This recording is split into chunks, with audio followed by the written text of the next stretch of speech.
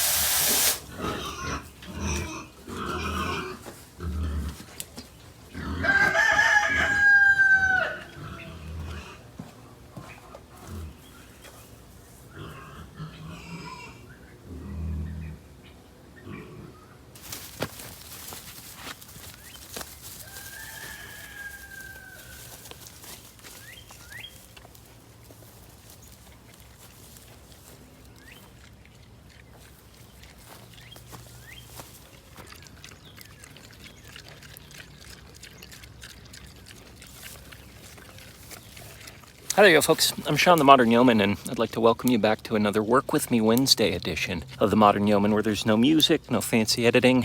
It's just me and you hanging out, getting some stuff done here on the homestead. It's more like a Walk With Me Wednesday. I've been a really busy dude lately with work, and so I've tried to carve out time to work on homestead projects. We've got several that we need to get knocked out. The biggest one is putting together the pig shelter, which I've got the plans drawn out. I actually worked with my dad to help draw out he helped me draw out some plans for the pig shelter. I think it's gonna be a pretty simple structure to build. We've got so much sheet metal. We will have to probably buy 2x4s, but I'm gonna raid my hayloft for scavenge wood, for scrap wood that may do the trick. We've built so much with scrap wood already. No reason why we can't keep doing it. Needless to say, I've got a lot going on.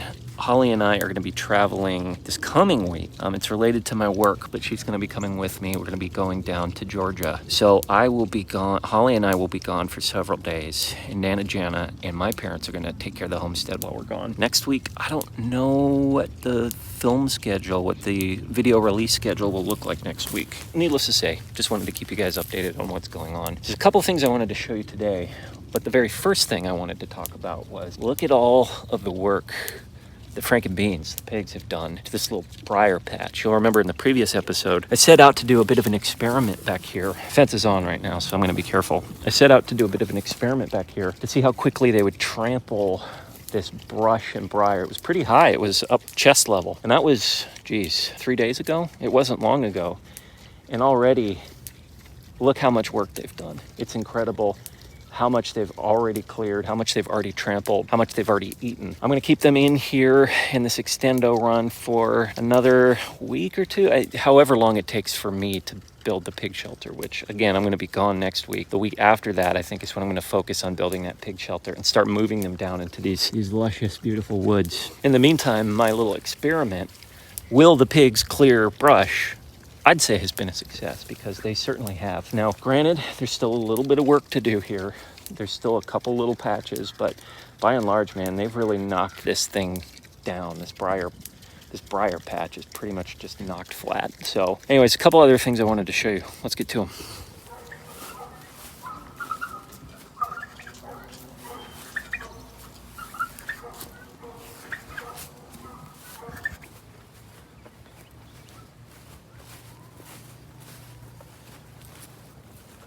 First of all, I want to thank all of you guys that left comments on the last video. My mother-in-law, Nana Jana, had expressed that she is interested in building something like a Barndominium on our property, in the back acreage on our property. Got some more updates on that front. Before I get to those, there's a couple things I want to show you, and I just want to say thank you again to everyone that left comments or helpful info. One of the big takeaways that we got was to check out Cog Hill Farm, and we started watching their channel, and it's a blast. They're really cool people. I'm glad you guys turned me onto that channel. I'd heard of them, and I think I'd seen them a few times, but you guys really convinced us to start taking a closer look at that channel, and we did. And what they've got going on down there is really incredible. So we are going to be following their Barndo, is that the terminology? Their Barndo build very closely, because that's something Nana Jan is very interested in.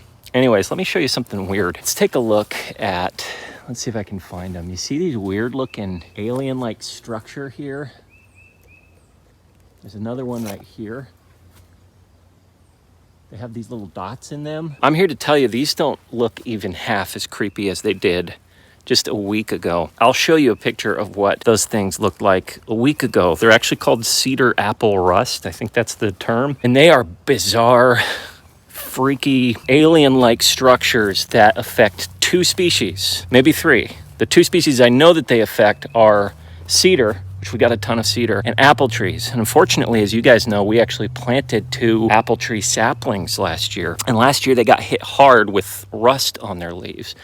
Come to find out, it's from these creepy looking things that were really bad last year. This year, not as bad. It seems like there's only been a handful. These 2 are the primary ones that I've seen. There's a couple on the cedar trees that we have out front. It's not as bad, but it's still affecting our apple trees. You can kind of see, let's see if I can see. It's not really that bad on this one. His partner over here, you can see some of the cedar rust on the leaves. That's from those little, that fungus, whatever it is. So I actually went out and did some research. There's a type of bacteria that you can put on the leaves, spray on the leaves, that helps kill that fungus, or at least limit it. I sprayed a bunch of that stuff on both of my apple trees 2 days ago, and already they both seem a lot better. This one had quite a bit of damage. It was layered with a lot of that rust spots, and now it seems to be mostly gone. I threw away the bottle, unfortunately, of the bacterial stuff. I still have the mix that I made. The actual bacteria stuff I bought at like Lowe's or something. If I remember it, or if I'm able to find it, I'll show it to you guys in a future episode, but it seems to be working. I'd be a little bit hesitant to do that if I was actually eating apples off of these trees, but these guys have a few years before they're actually going to be producing apples. This is what I have left. It's all in this spray bottle. There's a mix. There was maybe only like an ounce of the actual bacteria solution that I put in there, and the rest was water. But it seems to do the trick. Also, take a look in there. I'm not going to get too close, but our Carolina wren, you remember her from last year? She has that nest. She's back. You can see her butt right there sticking out. But she's got a bunch of babies in there, and she's been very protective of them. I came in here. Whoa, there she goes. Hey, mama. She has not been happy when I've been coming in here. Let's see if we can see the babies. I don't want to get too close to them. I'm not going to get too... Nope. There they are. Hey, gang.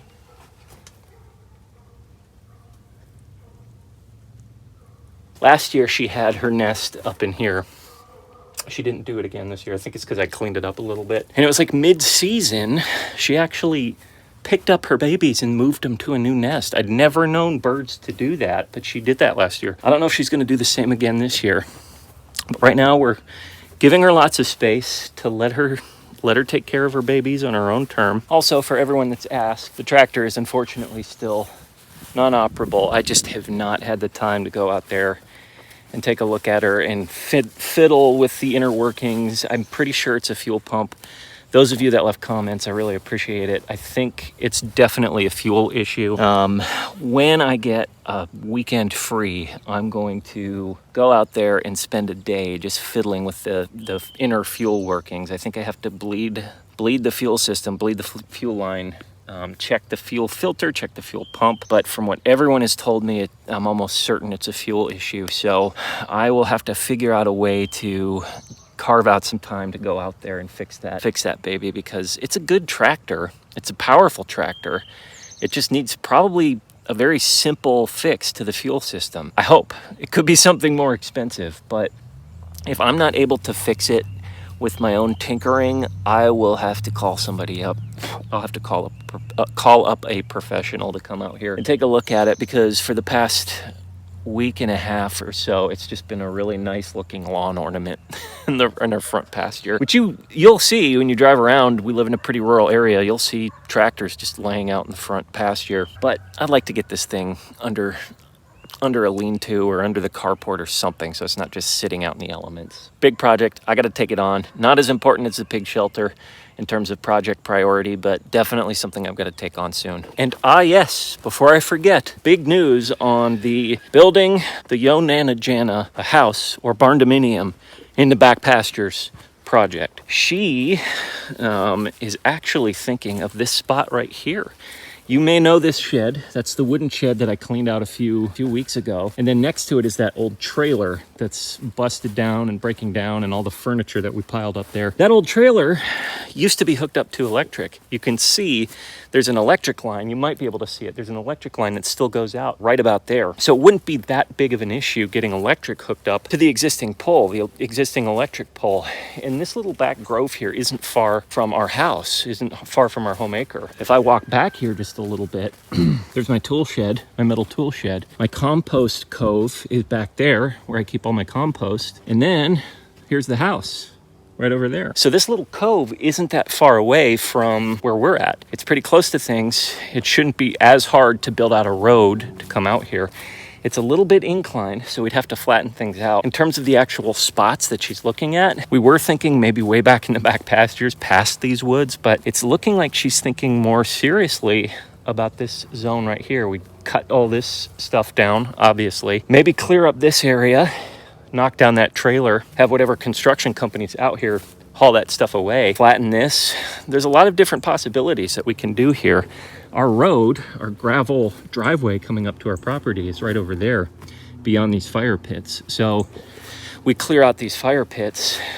That road doesn't have very far to travel to get back to this cove. And it's a nice cove. It's really pretty back here. And we're still doing a lot of research into it, but I think the next step is probably reach out to some local builders and have them come out, have them take a look around and give us their advice. That's the big update here. Is I think, obviously it's her decision, but she seems to really like this peaceful little grove here. And I don't blame her. It's a really nice grove. Nana Grove is what we can start calling it. Well, I think I told you guys it would be a short one today. Like I said, very busy dude. Between the pigs, the chickens, the turkeys, full-time job, baby on the way, potentially building here soon, helping my parents with their stuff. Dad's working on a cabinet project that I hope to show you guys here pretty soon. He's rebuilding the cabinets in his kitchen. So I think hopefully I'll get some updates from him on that pretty soon.